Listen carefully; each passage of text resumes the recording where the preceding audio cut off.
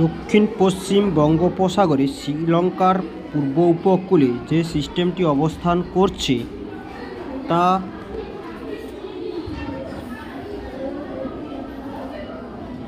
থেকে ঘূর্ণিঝড় সৃষ্টি হওয়ার সম্ভাবনা কম, যেহেতু সিস্টেমটির উভয় দিকে দুটি বিপরীত ঘূর্ণাবর্ত এবং ভারতীয় মূল ভূখণ্ডের উপকূল ভাগে জলের তাপমাত্রা কম থাকার কারণে সিস্টেমটি থেকে হয়তো ঘূর্ণিঝড়ের রূপ পাবে না।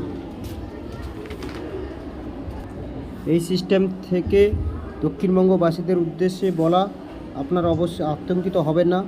কেবল উপকূল ভাগে আগামী পরশুদিন শনিবার হালকা থেকে টিপটিপ মাঝারি বৃষ্টির সম্ভাবনা থাকলেও আশানুরূপ বৃষ্টি হবে না।